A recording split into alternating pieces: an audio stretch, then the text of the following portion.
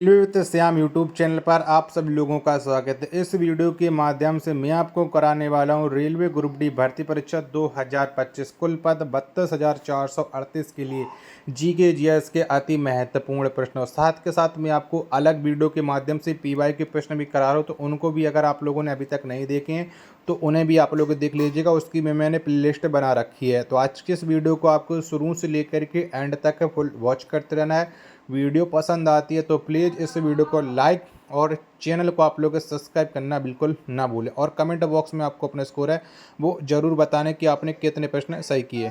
तो पहला प्रश्न आ जाता है कि सुएज नहर का राष्ट्रीयकरण किसने किया था। तो बताओ किसके द्वारा ये सुएज नहर का राष्ट्रीयकरण किया गया था। पहले प्रश्न का राइट आंसर क्या हो जाएगा। तो ये राष्ट्रीयकरण किया था कर्नल नासिर ने, यानी पहले प्रश्न का बी ऑप्शन राइट आंसर हो जाएगा। अगला प्रश्न आ जाता है प्रश्न संख्या 2 कि दिलवाड़ा का मंदिर का संबंध किस धर्म से है। यानी दिलवाड़ा में जो मंदिर है उसका संबंध है वो कौन से धर्म से होता है। प्रश्न संख्या 2 का राइट आंसर क्या हो जाएगा। तो इस मंदिर का संबंध हो जाता है जैन धर्म से। 2 का बी ऑप्शन राइट आंसर हो जाएगा। प्रश्न संख्या 3 आ जाता है कि भारत का कौन एक नदी है जो भ्रंश घाटी से होकर के गुजरती है। तो बताओ इनमें से उस नदी का नाम क्या है जो भ्रंश घाटी से गुजरती है। तीसरे नंबर प्रश्न का राइट आंसर क्या हो जाएगा। तो वो नदी हो जाती है नर्मदा नदी। 3 का ए ऑप्शन राइट आंसर हो जाएगा। चौथे नंबर का प्रश्न आ जाता है कि भारत का राष्ट्रीय गीत क्या है। तो बताओ इनमें से कौन सा हो जाएगा भारत का राष्ट्रीय गीत। 4 नंबर प्रश्न का राइट आंसर क्या हो जाएगा। तो ये हो जाएगा वंदे मातरम। 4 का डी ऑप्शन करेक्ट आंसर हो जाएगा। नेक्स्ट प्रश्न आ जाता है प्रश्न संख्या 5 कि छिपकली एक जानवर है। तो बताओ छिपकली कैसा है, इसमें किस तरीके का रक्त पाया जाता है। 5वें नंबर प्रश्न का राइट आंसर आपको बताना है। तो छिपकली यह एक शीत रक्त तरह का जानवर हो जाता है। 5 का बी ऑप्शन करेक्ट आंसर हो जाएगा। आशा और उम्मीद करता हूँ ये वीडियो आपको ज़रूर पसंद आई होगी। तो प्लीज़ इस वीडियो को लाइक और चैनल को आप लोग सब्सक्राइब करना बिल्कुल ना भूलें। 6वें नंबर का प्रश्न आ जाता है कि भारत की दोहरा शतक लगाने वाली प्रथम महिला क्रिकेट खिलाड़ी कौन है। तो बताओ में से कौन से हो जाएंगे। तो भारत के लिए दोहरा शतक लगाने वाली पहली महिला खिलाड़ी हो जाएंगी मिताली राज। 6 का ए ऑप्शन करेक्ट आंसर हो जाएगा। अगला प्रश्न संख्या 7 आ जाता है कि सुएज नहर का राष्ट्रीयकरण किस वर्ष किया गया। बताओ कब हुआ था सुएज नहर का राष्ट्रीयकरण। 7 नंबर प्रश्न का राइट आंसर आपको देना है। तो ये राष्ट्रीयकरण किया गया था 1956 में। 7 का डी ऑप्शन करेक्ट आंसर हो जाएगा। अगला प्रश्न आ जाता है प्रश्न संख्या 8 कि उज्जैन शहर किस नदी के तट पर बसा हुआ है। तो बताओ इनमें से वो कौन सी नदी है जिसके तट पर उज्जैन शहर बसा है। 8 का राइट आंसर क्या हो जाएगा। तो उज्जैन शहर ये क्षिप्रा नदी के तट पर बसा हुआ है। 8 का बी ऑप्शन करेक्ट आंसर हो जाएगा। अगला प्रश्न आ जाता है प्रश्न संख्या 9 गरीबी उन्मूलन किस पंचवर्षीय योजना का नारा था। तो बताइए कौन सी पंचवर्षीय योजना का नारा हो जाता है गरीबी उन्मूलन। 9वें नंबर प्रश्न का राइट आंसर क्या हो जाएगा। तो ये हो जाता है 5वीं पंचवर्षीय योजना का नारा गरीबी उन्मूलन। 9 का ए ऑप्शन करेक्ट आंसर हो जाएगा। 10 नंबर प्रश्न आ जाता है कि बाजार नियंत्रण का संबंध किस सुल्तान के साथ था। तो बताओ में से कौन सा सुल्तान था जिसने बाजार नियंत्रण से संबंध था। 10 का राइट आंसर क्या हो जाएगा। तो इसका संबंध हो जाता है अलाउद्दीन खिलजी से। 10 का डी ऑप्शन करेक्ट आंसर हो जाएगा। 11 नंबर प्रश्न आ जाता है कि यहूदियों के धार्मिक पुस्तक को किस नाम से जाना जाता है। तो बताओ किस नाम से जानते हैं। तो यहूदियों की जो धार्मिक पुस्तक है इसको जाना जाता है तोरह के नाम से। यानी 11 का ए ऑप्शन करेक्ट आंसर हो जाएगा। अगला प्रश्न आ जाता है प्रश्न संख्या 12 कि ईरान की मुद्रा को किस नाम से जाना जाता है। तो बताओ हम किस नाम से जानते हैं ईरान की मुद्रा को। 12 नंबर प्रश्न का राइट आंसर आपको बताना है। तो ईरान की जो मुद्रा है इसे जाना जाता है रियाल के नाम से। ए ऑप्शन करेक्ट आंसर हो जाएगा। अगला प्रश्न आ जाता है प्रश्न संख्या 13 कि लेंस की क्षमता का मात्रक है। तो बताओ क्या हो जाएगा। 13 का राइट आंसर। तो लेंस की क्षमता का जो मात्रक होता है ये डायोप्टर होता है। यानी 13 का बी ऑप्शन करेक्ट आंसर हो जाएगा। वीडियो पसंद आ रही होगी तो प्लीज़ इस वीडियो को लाइक और चैनल को आप लोग सब्सक्राइब है वो जरूर कर लीजिएगा। 14 नंबर प्रश्न आ जाता है कि इल्तुतमिश किस राजवंश से संबंधित है। तो बताओ कौन से राजवंश से इल्तुतमिश का संबंध हो जाता है। 2 ऑप्शन ये रहे, बाकी के 2 ऑप्शन पे संख्या 14 के मैं आपको और दिखा रहा हूँ, जिससे आप लोग इस प्रश्न का राइट आंसर डिसाइड कर सकते हो कि इल्तुतमिश का संबंध किस राजवंश से हो जाता है। तो 2 ऑप्शन, बस एक ही ऑप्शन हो सकता है, सी ऑप्शन गुलाम वंश, क्योंकि डी ऑप्शन इनमें से कोई नहीं है। तो ऑलरेडी हर एक स्टूडेंट समझ सकता है। 15 नंबर प्रश्न आ जाता है कि लोकसभा में राष्ट्रपति के द्वारा कितने आंग्ल भारतीयों को मनोनीत किया जाता है, यानी कितने एंग्लो इंडियन है वो लोकसभा में राष्ट्रपति के द्वारा मनोनीत किए जाते हैं। 15 का राइट आंसर क्या हो जाएगा। तो सिर्फ और सिर्फ 2 लोगों को मनोनीत किया जाता है। 15 का डी ऑप्शन करेक्ट आंसर हो जाएगा। 16 नंबर प्रश्न आ जाता है कि जैन अवेस्ता किस धर्म की पुस्तक है। तो बताओ ये कौन से धर्म की पुस्तक हो जाती है जैन अवेस्ता। 16 का राइट आंसर क्या हो जाएगा। तो ये पुस्तक हो जाती है फारसी धर्म की। 16 का ए ऑप्शन राइट आंसर हो जाएगा। 17 नंबर का प्रश्न आ जाता है कि प्रतिरोध का एसआई मात्रक क्या होता है। तो बताओ इनमें से क्या होता है प्रतिरोध का एसआई मात्रक। 17 नंबर प्रश्न का आंसर आपको बताना है कि 17 का राइट आंसर क्या हो जाएगा। तो प्रतिरोध का जो एसआई मात्रक होता है वो ओम होता है। ए ऑप्शन करेक्ट आंसर हो जाएगा। 18 नंबर प्रश्न आ जाता है कि रमन मैग्सेसे पुरस्कार किस देश के द्वारा प्रदान किया जाता है। तो बताओ जो रमन मैग्सेसे पुरस्कार है वो कौन सा देश देता है। 18 का राइट आंसर आपको बताना है। तो ये फिलीपींस के द्वारा दिया जाता है रमन मैग्सेसे पुरस्कार। 18 का सी ऑप्शन राइट आंसर हो जाएगा। 19 नंबर का प्रश्न आ जाता है कि 7 पर्वतों का नगर किसे कहा जाता है। तो बताओ इनमें से कौन से देश को 7 पर्वतों के नाम से जाना जाता है।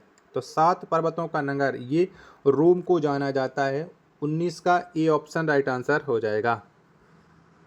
प्रश्न संख्या 20 आ जाता है कि दूध से मक्खन निकालने पर उसका घनत्व पर क्या प्रभाव पड़ेगा। तो बताओ उसका घनत्व कैसा हो जाएगा दूध से मक्खन निकालने पर। 20 नंबर प्रश्न का राइट आंसर क्या हो जाएगा।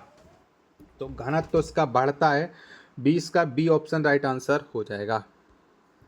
21 नंबर का प्रश्न आ जाता है कि इंडिया विंस फ्रीडम के लेखक कौन है। तो बताओ ये पुस्तक किसके द्वारा लिखी गई है इंडिया विंस फ्रीडम।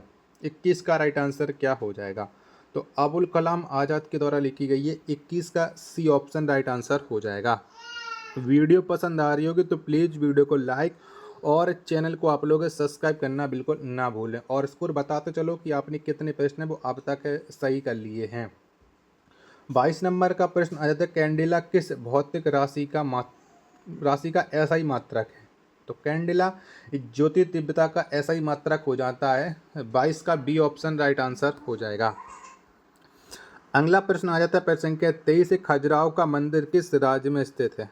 बताओ कौन से राज्य में है। तो खजुराहो का जो मंदिर है ये मध्य प्रदेश में हो जाता है। 23 का सी ऑप्शन करेक्ट आंसर हो जाएगा। 24 नंबर का प्रश्न आ जाता है कि वेग का एसआई मात्रक क्या है। तो फटाफट से बताओ क्या हो जाएगा 24 नंबर प्रश्न का राइट आंसर। तो वेग का जो एसआई मात्रक होता है वो होता है मीटर पर सेकेंड। 24 का D option correct answer. 25 number प्रश्न आ जाता है कि भारत सेवक समाज की स्थापना किसने किया। तो बताओ इनमें से किसके द्वारा की गई थी भारत सेवक समाज की स्थापना। 25 का राइट आंसर क्या हो जाएगा। तो ये स्थापना गोपाल कृष्ण गोखले के द्वारा की गई थी भारत सेवक समाज की। 25 का डी ऑप्शन राइट आंसर हो जाएगा। 26 नंबर का प्रश्न आ जाता है कि इलेक्ट्रॉनिक नगर के नाम से किस नगर को जाना जाता है। तो बताओ किसे जानते हैं। तो इलेक्ट्रॉनिक नगर के नाम से जो जाना जाता है वो जाना जाता है बेंगलोर को। 26 का डी ऑप्शन करेक्ट आंसर हो जाएगा।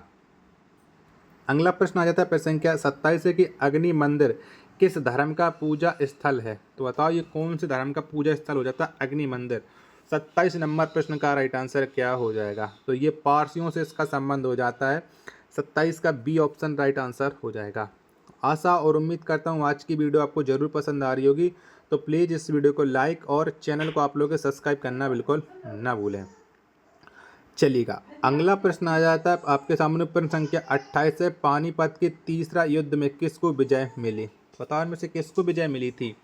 तो पानीपत का जो तीसरा युद्ध हुआ था इसमें अहमद शाह अब्दाली को विजय मिली थी। 28 का बी ऑप्शन करेक्ट आंसर हो जाएगा। नेक्स्ट प्रश्न आ जाता है प्रश्न संख्या 29 की अमरनाथ गुफा भारत के किस राज्य में स्थित है। तो बताओ कहाँ पर स्थित है ये अमरनाथ गुफा। 29 नंबर प्रश्न का राइट आंसर क्या हो जाएगा? तो इसका संबंध हो जाता है जम्मू कश्मीर से। 29 का डी ऑप्शन राइट आंसर हो जाएगा। नेक्स्ट प्रश्न है प्रश्न संख्या 30 कि विश्व सुंदरी बनने वाली प्रथम भारतीय महिला कौन थी? तो बताओ इनमें से कौन सी हो जाएंगी? 31 नंबर प्रश्न का राइट आंसर क्या हो जाएगा? तो विश्व सुंदरी बनने वाली जो प्रथम भारतीय महिला हो जाती है वो हो जाती है रीता फारिया। 30 का ए ऑप्शन करेक्ट आंसर हो जाएगा। 31 नंबर का प्रश्न आ जाता है कि साधारण नमक का रासायनिक नाम क्या है? तो बताओ इनमें से कौन सा है 31 का राइट आंसर? तो साधारण नमक का जो रासायनिक नाम हो जाता है वो हो जाता है सोडियम क्लोराइड। 31 का A option correct answer. 32 number का प्रश्न आ जाता है प्रथम पंचवर्षीय योजना में किस पर बल दिया गया था? तो बताओ किस पर बल दिया गया था? तो पहली पंचवर्षीय योजना में जो बल दिया गया था वो कृषि पर बल दिया गया था। 32 का बी ऑप्शन राइट आंसर हो जाएगा। 33 नंबर का प्रश्न आ जाता है कि ताप का एसआई मात्रा क्या होता है? तो बताओ इनमें से क्या होता है? 33 का राइट आंसर। तो ताप का जो एसआई मात्रक होता है वो केल्विन होता है। 33 का बी ऑप्शन करेक्ट आंसर हो जाएगा। 34 नंबर का प्रश्न आ जाता है कि द्वितीय पंचवर्षीय योजना में किसको प्राथमिकता दी गई थी? तो बताओ किसको प्राथमिकता मिली थी? तो द्वितीय पंचवर्षीय योजना में जो प्राथमिकता दी गई थी वो औद्योगिकरण को दी गई थी, औद्योगिकरण को। 34 का डी ऑप्शन राइट आंसर हो जाएगा। 35 नंबर का प्रश्न आ जाता है आपके सामने कि सर्वप्रथम किस विदेशी को भारत रत्न से सम्मानित किया गया? तो बताओ इनमें से कौन से विदेशी को भारत रत्न मिला था? 35 नंबर प्रश्न का राइट आंसर क्या हो जाएगा? तो ये खान अब्दुल गफ्फार को मिला था भारत रत्न। 35 का बी ऑप्शन करेक्ट आंसर हो जाएगा। वीडियो पसंद आ रही होगी तो प्लीज़ वीडियो को लाइक और चैनल को आप लोग सब्सक्राइब करना बिल्कुल ना भूलें। 36 नंबर का प्रश्न आ जाता है कि ईसाइयों का सबसे प्रमुख धार्मिक ग्रंथ कौन है? तो बताओ इनमें से कौन सा हो जाएगा? तो ईसाइयों का जो सबसे प्रमुख धार्मिक ग्रंथ हो जाता है ये बाइबल हो जाता है। 36 का सी ऑप्शन करेक्ट आंसर हो जाएगा। 37 नंबर का प्रश्न आ जाता है कि बोल्शेविक क्रांति कहाँ पर हुई थी? तो बताइए कौन से देश में बोल्शेविक क्रांति हुई थी? 37 नंबर प्रश्न का राइट आंसर क्या हो जाएगा? तो ये जो क्रांति हुई थी वो हुई थी रूस में। कहाँ पर? रूस में हुई थी। 37 का सी ऑप्शन राइट आंसर हो जाएगा। 38 नंबर प्रश्न आ जाता है कि इंग्लैंड के मैग्ना कार्टा पर किस शासक ने हस्ताक्षर किया था? तो बताओ किसने हस्ताक्षर किए थे इंग्लैंड के मैग्ना कार्टा पर? 38 नंबर प्रश्न का राइट आंसर क्या हो जाएगा? तो ये जॉन द्वितीय के द्वारा किए गए थे। 38 का डी ऑप्शन करेक्ट आंसर हो जाएगा। 39 नंबर का प्रश्न आ जाता है कि पृथ्वी से अधिकतम दूरी पर कौन सा मंडल है? तो बताओ इनमें से कौन सा मंडल हो जाएगा जो पृथ्वी से सबसे ज़्यादा दूरी पर है? तो ये बहिर्मंडल हो जाता है। 39 का सी ऑप्शन करेक्ट आंसर हो जाएगा। प्रश्न संख्या 40 और अंतिम प्रश्न आ जाता है आज के सेट का कि विभवांतर का एसआई मात्रक क्या होता है? तो बताओ इनमें से कौन सा हो जाता है? तो विभवांतर का जो एसआई मात्रक होता है वो होता है वोल्ट। 40 का ए ऑप्शन करेक्ट आंसर हो जाएगा। आशा और उम्मीद करता हूँ आज की वीडियो और ये कंटेंट आपको ज़रूर पसंद आया होगा। तो प्लीज़ आप लोग इस वीडियो को लाइक और चैनल को आप लोग सब्सक्राइब करना बिल्कुल ना भूलें। मिलते पर अपने एक और नेक्स्ट वीडियो के साथ। तब तक के लिए धन्यवाद। जय हिंद, वंदे मातरम।